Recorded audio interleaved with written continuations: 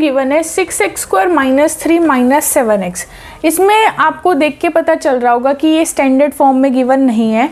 इसमें जो नंबर है वो आपको मिडल में दे रखा है, तो उस नंबर को हमेशा आप कहाँ लिखते हो, एंड में लिखते हो। तो इस चीज़ को आपने ध्यान देना है। क्या हो जाएगा 6x² - 7x - 3। ठीक है, अब आप इसकी मिडल टर्म स्प्लिटिंग कर सकते हो। तो 6 × 3 क्या होता है 18, मतलब मुझे दो ऐसे नंबर चाहिए जिनको मल्टीप्लाई करके 18 आए।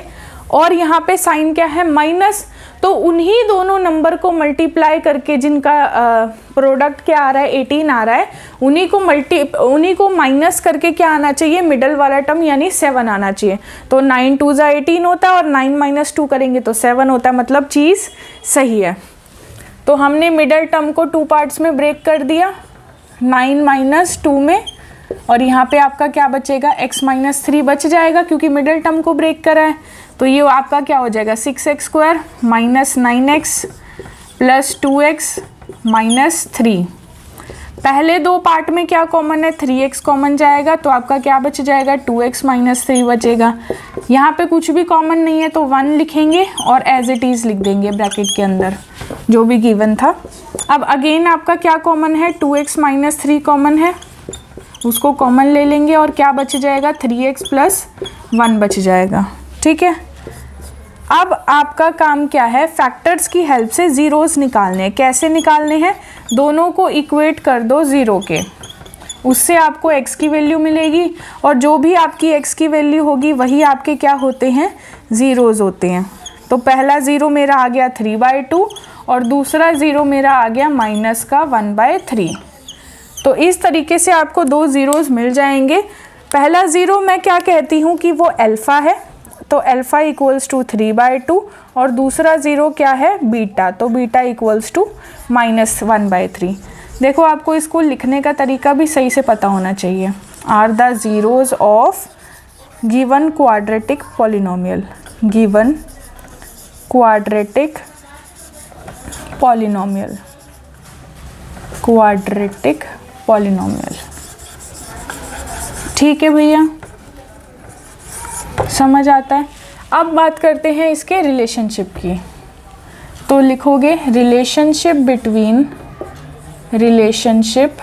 Between zeros and coefficients, relationship between zeros and coefficients. देखो अगर आपको वीडियो थोड़ा सा स्लो लगे, क्योंकि मुझे समझाने में चीज़ों को मैं टाइम लेती हूँ, तो अगर आपको थोड़ा भी स्लो लगे तो आप उसको स्पीड बढ़ा के भी देख सकते हो। ठीक है, रिलेशनशिप वेरीफाई करना है। पहला रिलेशनशिप होता है मेरा सम ऑफ ज़ीरोज़।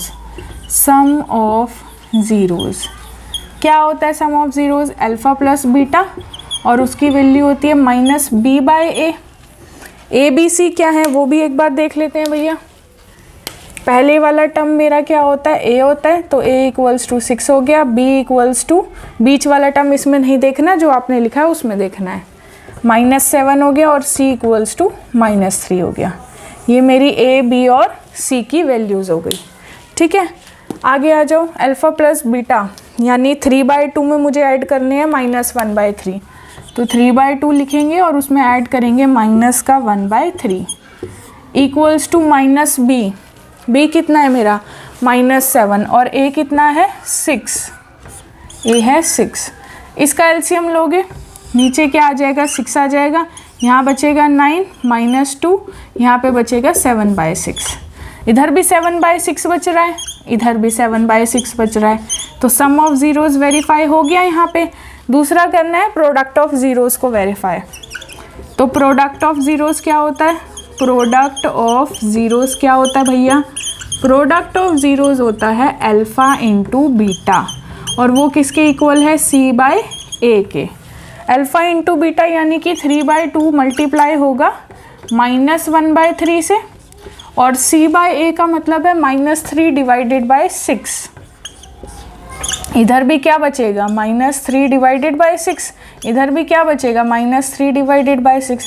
आप चाहो तो 3 और 6 को कैंसिल आउट भी कर सकते हो और नहीं कैंसिल आउट करना तो वो भी आपकी चॉइस है। तो इस तरीके से हमने इन दोनों को इक्वल ले आए हम। लास्ट में आप क्या यहाँ पे लिख दोगे, हैंस वेरीफाइड। आई होप आप लोगों को चीज़ें क्लियर हो रही होंगी और क्वेश्चन जो है वो अच्छे से समझ आ रहा होगा। पार्ट नंबर 4 जो मुझे गिवन है वो है 4u square plus 8u। Third वाला टर्म इसमें मुझे गिवन नहीं है, तो ऐसे क्वेश्चंस में आपको क्या करना है।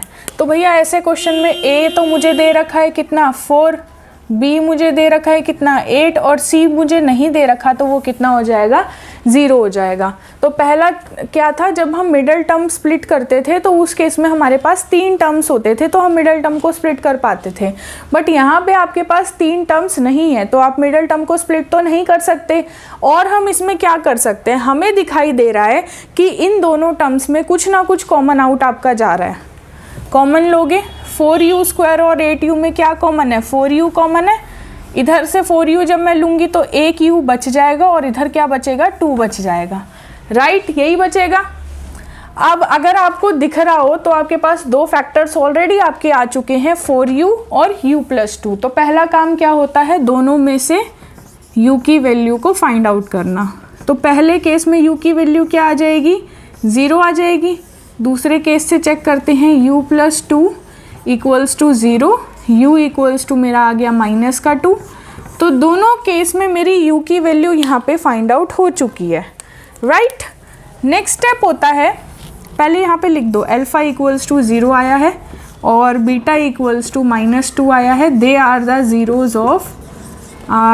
ज़ीरोज़ ऑफ क्वाड्रेटिक पॉलिनोमियल या गिवन क्वाड्रेटिक पॉलिनोमियल, आपकी चॉइस है, आप कुछ भी लिख सकते हो, राइट,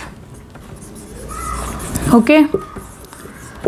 उसके बाद हमें वेरीफाई करना है रिलेशनशिप को। तो हेडिंग डालोगे, क्वेश्चन में ही आपको हेडिंग डालनी है, रिलेशनशिप बिटवीन, कहीं अलग से डाल दो, relationship between zeros and coefficient, relationship between zeros and coefficient, पूरा ही लिख लो इसको, एंड कोफिशिएंट्स, ओके। तो क्या होता है रिलेशनशिप भैया, 2 रिलेशनशिप बताए। पहला sum of zeros equals to क्या होता है alpha plus beta equals to -b divided by a।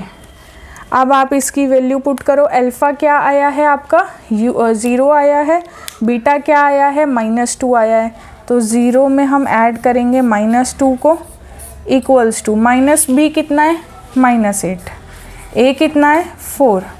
तो इसके बाद यहाँ सॉल्व कर लो, लेफ़्ट साइड में -2 बचेगा और राइट साइड में भी क्या बचेगा -2 बच जाएगा। तो इस तरीके से सम ऑफ ज़ीरोज़ निकल गया।